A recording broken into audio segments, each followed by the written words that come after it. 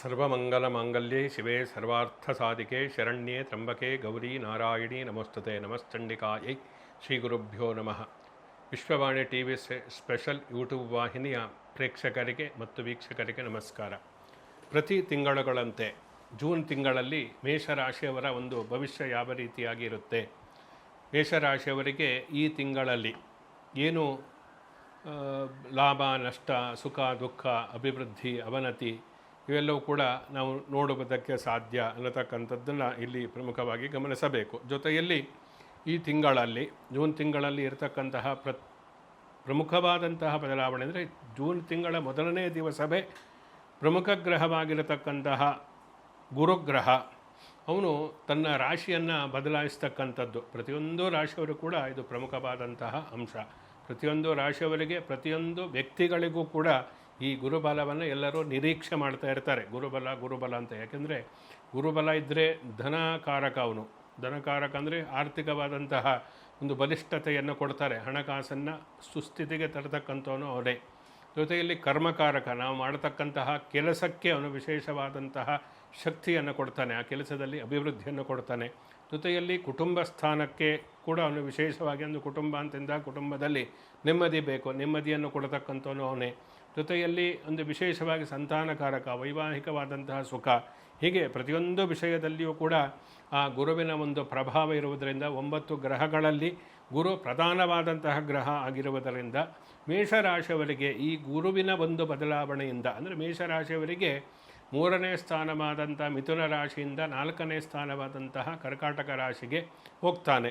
ಅದರಿಂದ 4ನೇ ಮನೆ ಸುಖಸ್ಥಾನ, ಗೃಹ ಸೌಖ್ಯಕ್ಕೆ ಸಂಬಂಧಪಟ್ಟಂತೆ, ಮಾತೃ ಸೌಖ್ಯಕ್ಕೆ ಸಂಬಂಧಪಟ್ಟಂತೆ ಎಲ್ಲವೂ 4ನೇ ಮನೆಯಿಂದ ನಾವು ನೋಡಬೇಕು. ಅಂದರೆ ಮೇಷ ರಾಶಿಯವರಿಗೆ ಈಗಾಗಲೇ 7.5 ನಡೀತಾ ಇದೆ. ಈಗ ಸ್ವಲ್ಪ ಗುರು ಬದಲಾವಣೆ ಆಗಿದ್ದರಿಂದ ನಿಟ್ಟುಸಿರು ಬಿಡುವುದಕ್ಕೆ ಸಾಧ್ಯ. ಒಂದು ಸ್ವಲ್ಪ ಒಳ್ಳೆಯ ಫಲಾಫಲಗಳು ಈ ಸಮಯದಲ್ಲಿ ಗುರುವಿನಿಂದ ಸಿಗುತ್ತೆ. ಅಂದರೆ ಮುಂದೆ ಅಕ್ಟೋಬರಿಂದ ಇನ್ನೂ ಒಳ್ಳೆಯ ಸಮಯ ಇದೆ. ಗುರುಬಲ ಇದೆ ಅಂತ ಹೇಳಿ ಅರ್ಥ ಅಲ್ಲ. ಗುರುಬಲ 4ನೇ ಮನೆಯಲ್ಲಿದ್ದರೆ ಇರಲ್ಲ. ಆದರೆ ಕೆಟ್ಟ ಫಲವನ್ನು ಅವನು ವ್ಯತಿರಿಕ್ತವಾದಂತಹ ವಿರುದ್ಧವಾದಂತಹ ಫಲವನ್ನು ಉಚ್ಚನಾಗಿ ಕರ್ಕಾಟಕ ರಾಶಿಯಲ್ಲಿ ಇರುವುದರಿಂದ ಕೊಡುವುದಿಲ್ಲ ಅಂತ ಹೇಳಬೇಕಾಗುತ್ತೆ. ಆದ್ದರಿಂದ ಒಂದಷ್ಟು ವಿಚಾರದಲ್ಲಿ ಒಳ್ಳೆಯ ಫಲಗಳಿದೆ ಮೇಷರಾಶಿಯವರಿಗೆ, ಒಂದಷ್ಟು ವಿಚಾರದಲ್ಲಿ ಕೆಟ್ಟ ಫಲಗಳು ಕೂಡ ಇದೆ. ಅಂದರೆ ನಾವು ಪ್ರಮುಖವಾಗಿ ಒಂದು ಉದ್ಯೋಗ ಅಂತ ನಾವು ತೆಗೆದುಕೊಂಡಾಗ ಅವರು ಮಾಡತಕ್ಕಂತಹ ಕೆಲಸ, ವ್ಯಾಪಾರ ವ್ಯವಹಾರ, ಯಾವುದೊಂದು ಬಿಸ್ನೆಸ್ ಮಾಡ್ತಾಯಿದ್ರೆ ಇದರಲ್ಲಿ ಏನಾದರೂ ಅಭಿವೃದ್ಧಿ ಆಗುತ್ತೆ, ಉದ್ಯೋಗದಲ್ಲಿ ಯಾವ ರೀತಿ ಇರುತ್ತೆ, ಇವೆಲ್ಲ ಸಹಜವಾಗಿ ಪ್ರತಿಯೊಬ್ಬರಿಗೂ ಇರತಕ್ಕಂತಹ ಕುತೂಹಲ. ಈ ಉದ್ಯೋಗಕ್ಕೆ ಸಂಬಂಧಪಟ್ಟಂತೆ ಕರ್ಮಸ್ಥಾನದ ಮೇಲೆ ಗುರುವಿನ ಒಂದು ದೃಷ್ಟಿ ಇರುವುದರಿಂದ ಉದ್ಯೋಗದಲ್ಲಿ ಕೆಲವೊಂದು ಉತ್ತಮವಾದಂತಹ ಬೆಳವಣಿಗೆಗಳು ಆಗತಕ್ಕಂತಹ ಸಾಧ್ಯತೆ ಇದೆ. ಅಂದರೆ ನಿರುದ್ಯೋಗಿಗಳಿಗೆ ಉದ್ಯೋಗ ಸಿಗುತ್ತೆ. ಉದ್ಯೋಗದಲ್ಲಿರ್ತಕ್ಕಂಥವರಿಗೆ ಅವರು ಮಾಡತಕ್ಕಂತಹ ಉದ್ಯೋಗದಲ್ಲಿ ಒಂದು ಬಡ್ತಿ ಸಿಗಬಹುದು, ಅಥವಾ ಒಂದು ವಿಶೇಷವಾದಂತಹ ಬೋನಸ್ ಅಂತಹದ್ದು, ಆರ್ಥಿಕವಾದಂತಹ ಲಾಭ ಉಂಟಾಗಬಹುದು.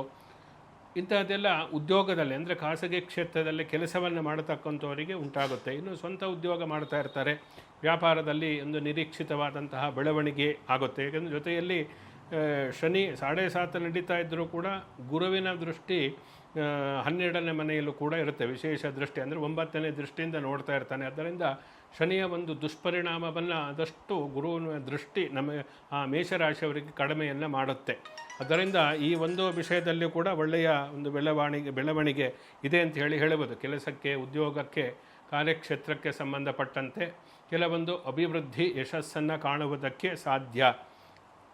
ಈ ಸರ್ಕಾರಿ ಕ್ಷೇತ್ರದಲ್ಲಿ ಕೆಲಸವನ್ನು ಮಾಡತಕ್ಕಂಥವರಿಗೆ 2ನೇ ಮನೆಯಲ್ಲಿ ರವಿ ಇರುವುದರಿಂದ ಒಂದು ವಿಶೇಷವಾದಂತಹ ಆರ್ಥಿಕವಾದಂತಹ ಅಭಿವೃದ್ಧಿ, ಧನಸ್ಥಾನದಲ್ಲಿ ಇದ್ದಾನೆ ರವಿ. ಅಂದರೆ ವೃಷಭ ಮಾಸ ನಡೀತಾ ಇದೆ, ವೃಷಭದಲ್ಲಿ ರವಿ ಇರುವುದರಿಂದ ಸರ್ಕಾರಿ ಕ್ಷೇತ್ರಕ್ಕೆ ಸಂಬಂಧಪಟ್ಟಂತೆ ಯಾರು ಕೆಲಸವನ್ನು ಮಾಡ್ತಾ ಇರ್ತಾರೋ ಅಂಥವರಿಗೆ ಸ್ವಲ್ಪ ಅಭಿವೃದ್ಧಿ ಆಗುತ್ತೆ. ರಾಜಕೀಯ ರಂಗದಲ್ಲಿ ಇರ್ತಕ್ಕಂಥವರಿಗೆ, ರಾಜಕೀಯ ಕ್ಷೇತ್ರದಲ್ಲಿ ಯಾರು ಇರ್ತಾರೋ, ಸಕ್ರಿಯವಾಗಿ ಚಟುವಟಿಕೆಗಳಲ್ಲಿ ಇರ್ತಾರೋ ಅಂಥವರು ಒಂದು ಪದವಿಯ ಒಂದು ನಿರೀಕ್ಷೆ ಇದ್ದೇ ಇರುತ್ತೆ ಸಹಜವಾಗಿ. ಅಂತಹ ಪದವಿ ಪ್ರಾಪ್ತಿಯಾಗತಕ್ಕಂತಹ ಒಂದು ಲಕ್ಷಣಗಳು ಕೂಡ ಮೇಷರಾಶಿಯವರಿಗೆ ಪ್ರಮುಖವಾಗಿ ಕಂಡು ಬರ್ತಾ ಇದೆ. ಈ ಉದ್ಯೋಗಕ್ಕೆ ಸಂಬಂಧಪಟ್ಟಂತೆ ವ್ಯಾಪಾರ ಅಂತ ನಾವು ತೆಗೆದಾಗ ಒಬ್ಬೊಬ್ಬರು ಒಂದೊಂದು ಕೆಲಸವನ್ನು ಮಾಡ್ತಾ ಇರ್ತಾರೆ. IT BT ಇರ್ಬೋದು, ಅಥವಾ ಸ್ವಂತ ಉದ್ಯೋಗ ಮಾಡ್ತಕ್ಕಂಥವ್ರು, ಸಿನಿಮಾ ಕ್ಷೇತ್ರದಲ್ಲಿ, ಸೋಷಿಯಲ್ ಮೀಡಿಯಾದಲ್ಲಿ ಕೆಲಸವನ್ನು ಮಾಡ್ತಕ್ಕ ಸಿನಿಮಾ ಕ್ಷೇತ್ರದವರು ಅಂತ ನಾವು ತೆಗೆದುಕೊಂಡಾಗ ಮೇಷರಾಶಿಯವರಿಗೆ ಅಷ್ಟೊಂದು ಒಳ್ಳೆಯ ಸಮಯ ಇಲ್ಲ. ಎಂದರೆ ಮಾರಕ ಸ್ಥಾನದಲ್ಲಿ ಶುಕ್ರ ಬುಧ ಇರುವುದರಿಂದ ಸ್ವಸ್ಥಾನದಲ್ಲಿದ್ದರೂ ಕೂಡ ಸಿನಿಮಾ ಕ್ಷೇತ್ರದಲ್ಲಿ ಯಾರು ಮೇಷರಾಶಿಯವರು ಇದ್ದಾರೆ ಅಷ್ಟೊಂದು ಅಭಿವೃದ್ಧಿ ಆಗುವುದಿಲ್ಲ. ನಟರಿರ್ಬೋದು, ಕಲಾವಿದರಿರ್ಬೋದು, ಅಥವಾ ನಿರ್ದೇಶಕರಿರ್ಬೋದು, ನಿರ್ಮಾಪಕರಿರ್ಬೋದು, ಸಂಗೀತ ನಿರ್ದೇಶಕರಿರ್ಬೋದು, ಅಥವಾ ಸಂಗೀತ ಸಾಹಿತ್ಯವನ್ನು ಬೆಳೀತಕ್ಕಂಥ ಯಾರೇ ಸಿನಿಮಾ ಕ್ಷೇತ್ರದಲ್ಲಿ ಯಾರು ಕೆಲಸ ಮಾಡ್ತಾ ಇರ್ತಾರೋ ಅಂಥವರಿಗೆ ಈ ತಿಂಗಳು ಅಷ್ಟೊಂದು ಒಳ್ಳೆಯ ಸಮಯ ಅಲ್ಲ. ಅದರಿಂದ ಅಂತಹ ಏನಾದರೂ ಹೊಸ ಯೋಜನೆಗಳು ಇದ್ದರೆ, ಅಥವಾ ಯಾವುದೇ ಹೊಸ ಸಿನಿಮಾವನ್ನು ತೆಗಿಬೇಕು, ಅಥವಾ ಧಾರಾವಾಹಿ ಪ್ರಾರಂಭ ಇಂತಹದ್ದೆಲ್ಲ ಇದ್ದರೆ ಸ್ವಲ್ಪ ಮುಂದಕ್ಕೆ ಹಾಕತಕ್ಕಂಥದ್ದು ಒಳ್ಳೆಯದು. ಅಂದರೆ ಅಕ್ಟೋಬರ್ ಸಮಯದಲ್ಲಿ ಒಳ್ಳೆಯ ಒಂದು ಸಮಯ ಬರುತ್ತೆ, ಆ ಸಮಯದಲ್ಲಿ ಮಾಡತಕ್ಕಂಥದ್ದು ಒಳ್ಳೆಯದು. ಕಲಾವಿದರಿಗೂ ಕೂಡ ಅಷ್ಟೊಂದು ನಿರೀಕ್ಷಿತವಾದಂತಹ ಯಶಸ್ಸು ಸಿಗದೇ ಇರಬಹುದು. ನಿರೀಕ್ಷಿತವಾದಂತಹ ಯಶಸ್ಸಿನಲ್ಲಿ ಕೆಲವೊಂದು ಅಡೆತಡೆಗಳು ಬಂದು ಆ ಮೂಲಕ ಅವಕಾಶಗಳ ಕೈ ತಪ್ಪಿ ಹೋಗತಕ್ಕಂತಹ ಸಾಧ್ಯತೆಗಳು ಕೂಡ ಇದೆ. ಇದರಿಂದ ಆದಷ್ಟು ಆ ವಿಷಯವನ್ನು ತಿಳಿದುಕೊಂಡು ಆ ದಿಸೆಯಲ್ಲಿ ನಾವು ನಮ್ಮನ್ನು ಒಂದು ಸಹನೆಯಿಂದ ತಾಳ್ಮೆಯಿಂದ ವರ್ತಿಸ್ತಕ್ಕಂಥದ್ದು ತುಂಬ ಮುಖ್ಯ. ಈ ಆರ್ಥಿಕವಾಗಿ ಪ್ರಮುಖವಾಗಿ ಷೇರು ವ್ಯವಹಾರ ಎಷ್ಟೋ ಜನ ಮಾಡ್ತಾ ಇರ್ತಾರೆ, ಅಥವಾ ಯಾವುದೊಂದು ಇನ್ವೆಸ್ಟ್ಮೆಂಟ್ ಇರ್ಬೋದು, ಸಾಲವನ್ನು ಕೊಡ್ತಕ್ಕಂತಹ ವ್ಯವಹಾರ ಮಾಡ್ತಕ್ಕಂಥವ್ರು ಇರ್ಬೋದು, ಚಿಟ್ ಫಂಡ್ಗಳನ್ನು ನಡೆಸ್ತಕ್ಕಂಥವ್ರು ಅಷ್ಟವರಿಗೆಲ್ಲ ಕೆಲವೊಂದು ಸಮಸ್ಯೆಗಳಿಗೆ ಒಳಗಾಗತಕ್ಕಂತಹ ಸಂದರ್ಭಗಳು ಈ ತಿಂಗಳಲ್ಲಿ ಸೃಷ್ಟಿಯಾಗಬಹುದು.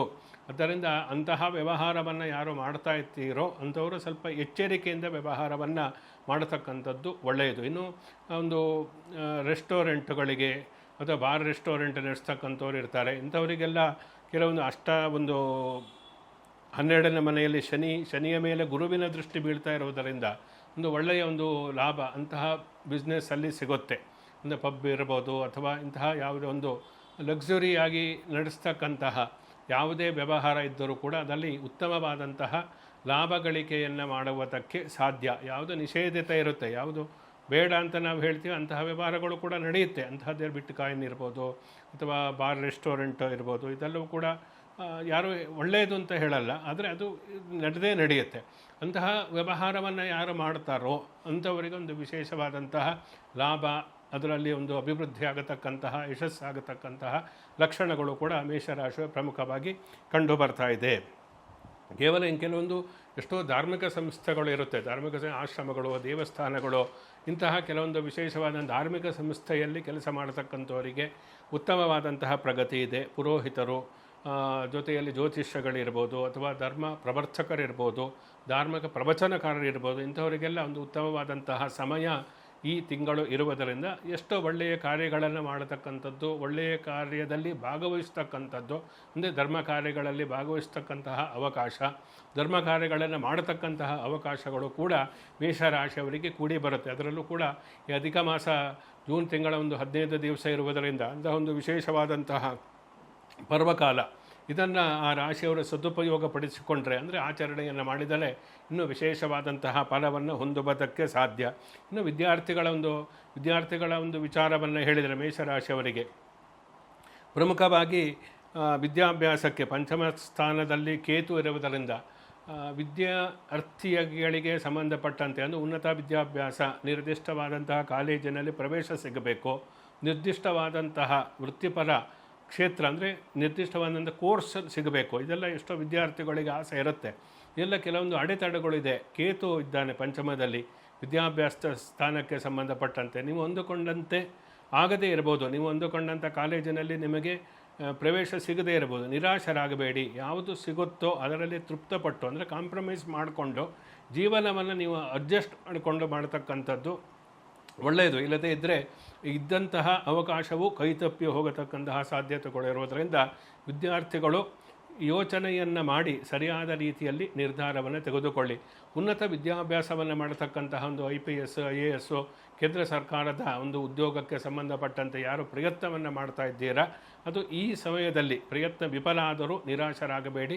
ಮುಂದೆ ಒಳ್ಳೆಯ ಸಮಯ ಬಂದಾಗ ಅಂತಹ ಅವಕಾಶಗಳು ನಿಮ್ಮ ಮೇಷರಾಶಿಯವರಿಗೆ ಸಿಕ್ಕಿಯೇ ಸಿಗುತ್ತೆ. ಕೆಲವೊಂದು ರಾಜಯೋಗಿಗಳು ಕೂಡ ಇರುವುದರಿಂದ ಒಳ್ಳೆಯ ಅಂಶಗಳು ಕೂಡ ಇದೆ. ಅಂದರೆ ರಾಶಿಯಲ್ಲೇ ಕುಜನು ಇದ್ದಾನೆ, ಇದೊಂದು ಒಳ್ಳೆಯ ಅಂಶಗಳಾಗಿರುವುದರಿಂದ ಸ್ವಲ್ಪ ಪ್ರಯತ್ನಕ್ಕೆ ಸರಿಯಾದ ಫಲ ಸಿಗದೇ ಇದ್ದರೂ ನೀವು 100 ಮಾರ್ಕ್ಸನ್ನು ಎಕ್ಸ್ಪೆಕ್ಟ್ ಮಾಡಿದರೆ 100 ಮಾರ್ಕ್ಸ್ ಬರದೇ ಇರ್ಬೋದು, ಆದರೆ 95 ಅಂತೂ ಬಂದೇ ಬರುತ್ತೆ. ಆ ರೀತಿಯಾಗಿ ಜೀವನದಲ್ಲಿ ಪ್ರತಿಯೊಂದು ಕ್ಷೇತ್ರದಲ್ಲಿಯೂ ಕೂಡ ಮೇಷರಾಶಿಯವರಿಗೆ ಕೆಲವೊಂದು ಈ 4ನೇ ಮನೆ ಗುರು ಕರ್ಕಾಟಕ ರಾಶಿಗೆ ಬರುವುದರಿಂದ ಒಂದಷ್ಟು ವಿಫಲತೆ ಕಾಡಿದರೂ ಸಫಲತೆಯು ಕೂಡ ಜೊತೆಯಲ್ಲಿ ಇದ್ದೇ ಇರುತ್ತೆ, ಜೊತೆಯಲ್ಲಿ ಇರುತ್ತೆ. ಆದ್ದರಿಂದ ಅಂತಹ ಒಂದು ಪರಿಸ್ಥಿತಿಗೆ ನೀವು ಮಾನಸಿಕವಾಗಿ ಸಿದ್ಧರಾಗತಕ್ಕಂಥದ್ದು ಇಲ್ಲಿ ನಾವು ಪ್ರಮುಖವಾಗಿ ಸೂಚಿಸ್ತಕ್ಕಂಥದ್ದು. ನೀವು ನಿರುದ್ಯೋಗಿಗಳಿಗೆ ಉದ್ಯೋಗ ಸಿಗುತ್ತೆ ಅಂದರೆ ಅದು ಒಳ್ಳೆಯ ಅಂಶವೇ. ಆದರೆ ಉದ್ಯೋಗ ನಿಮಗೆ ಉನ್ನತ ಉದ್ಯೋಗ ನೀವು ಅಂದುಕೊಂಡಷ್ಟು ಪ್ಯಾಕೇಜೇ ಸಿಗಬೇಕು ಅಂದರೆ ಸಿಗದೇ ಇರ್ಬೋದು. ಬಂದಂಥದ್ದಕ್ಕೆ ನೀವು ತೃಪ್ತಿ ಪಡ್ತಕ್ಕಂಥದ್ದು ಏನಿದೆ ಅದು ಪ್ರಮುಖವಾಗಿ ಬುದ್ಧಿವಂತರ ಲಕ್ಷಣ. ಆ ರೀತಿಯಾಗಿ ನಾವು ಹೇಳ್ತಕ್ಕಂಥದ್ದು. ಇನ್ನು ವಿಶೇಷವಾಗಿ ವೈವಾಹಿಕ ವಿಚಾರಗಳು ಅಂತ ಬಂದಾಗ 7ನೇ ಮನೆಯ ಒಂದು ಅಧಿಪತಿಯಾದಂತಹ ಶುಕ್ರ 3ನೇ ಮನೆಯಲ್ಲಿ ಮಾರಕವಾದಂತಹ ಸ್ಥಾನದಲ್ಲಿ ಇರುವುದರಿಂದ ವೈವಾಹಿಕ ಪ್ರಯತ್ನಗಳು ಅಂದರೆ ಮದುವೆಯ ಒಂದು ನಿರೀಕ್ಷೆಯಲ್ಲಿ ಇರತಕ್ಕಂತಹ ಅವಿವಾಹಿತರಿಗೆ ವಿವಾಹದ ಪ್ರಯತ್ನ ಕೈ ಕೊಡಬಹುದು. ಅಂದರೆ ಮುಂದೆ ಒಳ್ಳೆಯ ಸಮಯ ಬಂದಾಗ ಮದುವೆ ಆಗುತ್ತೆ ಅಂತ ಹೇಳಿ ಅರ್ಥ.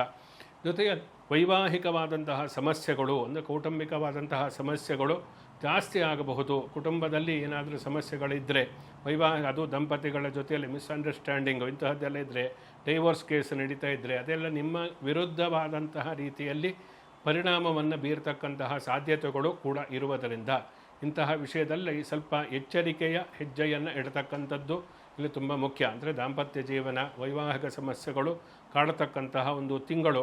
ಅದರಿಂದ ಆ ವಿಚಾರದಲ್ಲಿ ತಾಳ್ಮೆಯಿಂದ ನೀವು ಇರತಕ್ಕಂಥದ್ದು ಈ ತಿಂಗಳಲ್ಲಿ ನೀವು ಪಾಲಿಸಿದಾಗ ಆ ದಾಂಪತ್ಯವನ್ನು ಉಳಿಸಿಕೊಳ್ಳುವುದಕ್ಕೆ ಸಾಧ್ಯ, ಸುಖವಾಗಿ ಜೀವನವನ್ನು ಮಾಡುವುದಕ್ಕೆ ಸಾಧ್ಯ. ಆದ್ದರಿಂದ ಈ ಅಂಶವನ್ನು ಪ್ರಮುಖವಾಗಿ ಗಮನಿಸಬೇಕಾಗುತ್ತೆ.